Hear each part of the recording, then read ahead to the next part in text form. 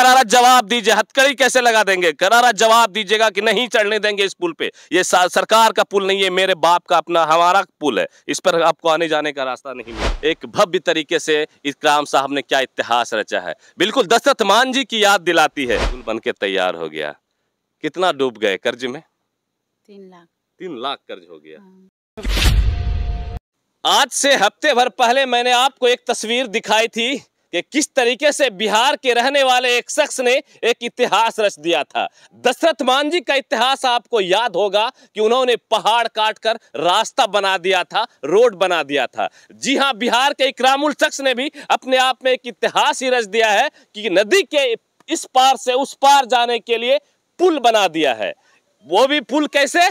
अपने पैसे से, अपने पॉकेट के खर्चे से, अपना कमाई काट करके उन्होंने ये पुल बनाया। उनकी ये मजबूरी थी। देखिए ना नीतीश कुमार जी, आपके बिहार में लोग कैसे कैसे लोग हैं जो इतिहास पे इतिहास रचते जा रहे हैं, लेकिन शासन प्रशासन के लोगों ने उन्हें हमेशा नजरअंदाज कर दिया है। इनके पीछे भी बहुत सारी वजह रही होगी। उस वीडियो में मैंने आपको बताया था कि इनके पीछे की वजह यह थी कि इन्हें नेताओं ने नजरअंदाज किया था, इन्हें जनप्रतिनिधियों ने कोई ध्यान नहीं दिया था, तब जाकर वो मजबूर हो गए थे और इस पुल को बनाने के लिए उनको कमर कसनी पड़ी और उन्होंने पुल बनाकर खड़ा कर दिया। अभी मैं जैसे ही यहां पहुंचा तो देखा कि ये ढलाई हो चुका है पुल की। जो उस दिन मैं आया था तो पुल की ढलाई नहीं हुई थी, लेकिन आज यहाँ पर पुल की ढलाई, कितनी मोटी ढलाई देखिए ना, 10 इंच के आसपास लगभग मोटी ढलाई हो चुकी है। और ये गड्ढा जो आपको दिख रहा है, कुछ काम बचा हुआ है, लोग काम कर रहे हैं। इस गड्ढे में मिट्टी भर दिया जाएगा, फिर भरने के बाद ये पुल आने जाने के लिए तैयार हो जाएगा। इकराम साहब से भी बात करेंगे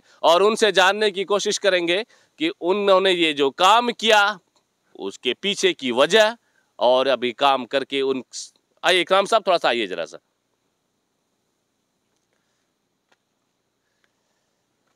बिल्कुल इकराम साहब, यही वो इकराम साहब है। नजदीक आइए नौशाद भाई थोड़ा सा। और हाँ, यही इकराम साहब है जिन्होंने इस इतिहास को बनाया है, जिन्होंने अपने घर जाने के लिए नदी में एक पुल को बनाया है, जो कि बिहार के भागलपुर जिले का एक प्रखंड है सनहौला। उसी प्रखंड में एक पंचायत पड़ता है सिलहन खजूरिया। उसी पंचायत में एक गाँव है कुशहापुर। कुशहापुर में इकराम साहब रहते हैं। इकराम साहब मजदूरी करते हैं, इकराम साहब ठेला चलाते हैं, दिन में 300 से 400 रुपया कमाते हैं। लेकिन आज देखिए ना, इनकी जरूरत ऐसी पड़ी कि इन्होंने अपने नदी के अंदर एक पुल ही बना डाला।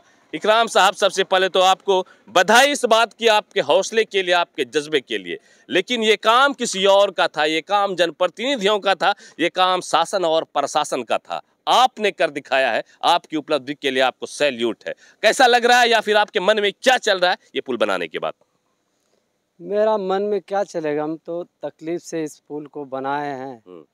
अब यही मेरा मजबूरी है कि किसी तरह कर्ज को अदायगी करना है। काफी कर्ज में डूब गए होंगे। जी सर।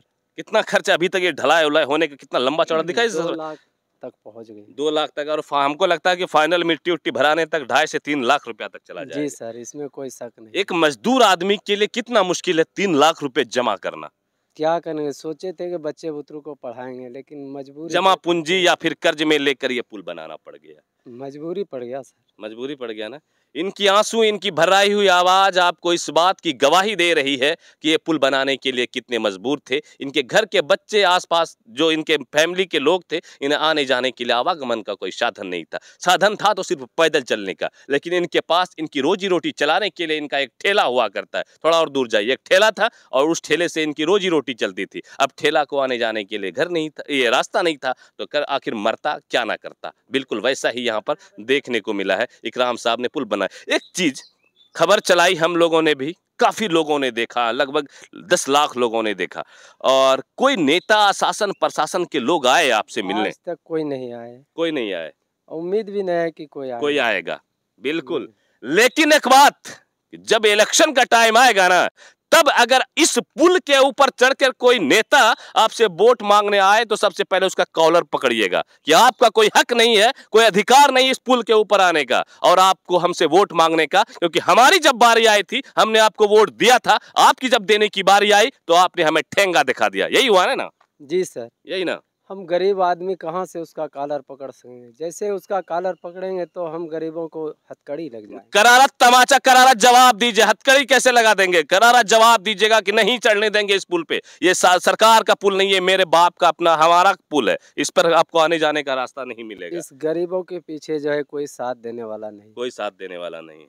यहाँ बेईमानों का राज है। अब बेईमानों का साथ देने वाला अधिक है, सच्चाई का साथ देने वाला कोई नहीं है इस धरती पर। है तो बहुत मुश्किल है, यहाँ तक पहुँच नहीं सकता है। यहाँ तक हकीकत यही है। बिल्कुल इकराम साहब एक गरीब आदमी कहते हैं कि हमें अगर शासन प्रशासन के खिलाफ हम बोले तो फिर हमारा साथ कौन देगा। बिल्कुल सही बात है। आइए अब एक बार जरा सा देख लीजिए, यहाँ पर जो है पुल बनकर तैयार हो चुका है। हम थोड़ा नीचे से तस्वीर दिखाएं, क्या गजब का पुल बनाया है। सर बनाती तो इतना अच्छा पुल और इतना मजबूत काम नहीं हुआ होता जिस तरीके से इकराम साहब ने बनाया है। देख लीजिए ये पुल बनकर पूरी तरीके से तैयार है। ओह क्या गजब का पुल बनाया है, जिस तरीके से बनना चाहिए। बिल्कुल चौड़ाई ऊंचाई सब आप देखिए, एक भव्य तरीके से इकराम साहब ने क्या इतिहास रचा है। बिल्कुल दशरथ मान जी की याद दिलाती है कि दशरथ मान जी ने किस तरीके से अपने पत्नी का इलाज कराने के लिए पहाड़ काट कर रोड बना दिया था। आइए इकराम साहब की पत्नी से भी थोड़ा सा बात करते हैं। एक उदास और निराश चेहरा यहाँ पर बैठी हुई है और गमों में इस बात का गम कि मैं कर्ज में डूब गई हूँ, लेकिन खुशी इस बात की कि अब आने जाने के लिए दिक्कत नहीं होगी, परेशानी नहीं होगी। थोड़ा सा बात करना चाहेंगे हम इनसे। आइए, आपका पुल बनके तैयार हो गया है ना? हाँ।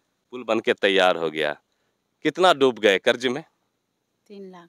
3 लाख कर्ज हो गया हाँ। ये पुल बनाने के लिए। हाँ। लेकिन अब आने जाने में दिक्कत नहीं होगा, ना उसी चीज के लिए ना बना है। अब का तिल दिक्कत अब होते, कोई दिक्कत पैसा नहीं। खर्चा वाले दिखते है वास्ता। सही बात है, पैसा खर्चा दिक्कतें करने के लिए थोड़े ना आदमी किया है, ये बात भी सही है।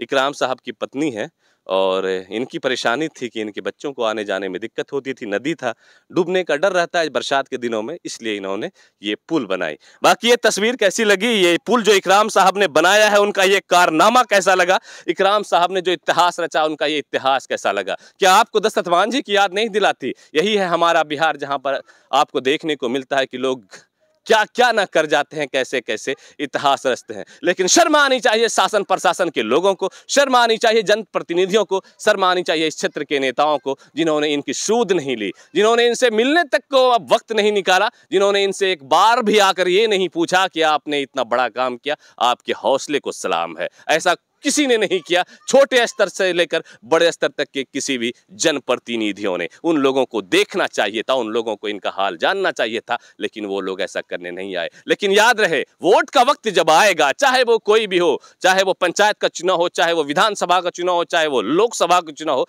इनके घर तक लोग पहुंचेंगे, वोट मांगने आएंगे, क्योंकि उनसे उनकी सरकार बनेगी, उनसे उनको सत्ता मिलेगी। लेकिन आज जरूरत थी इनकी, तो इनको देखने के लिए कोई नहीं आया। आप देख रहे थे हमारे साथ इस पुल को, और मैं आपको दिखा रहा था ऐतिहासिक उस पुल को जिसको इकराम साहब ने बनाया है। मैं आपका दोस्त अबुल लैश इरम। जय हिंद।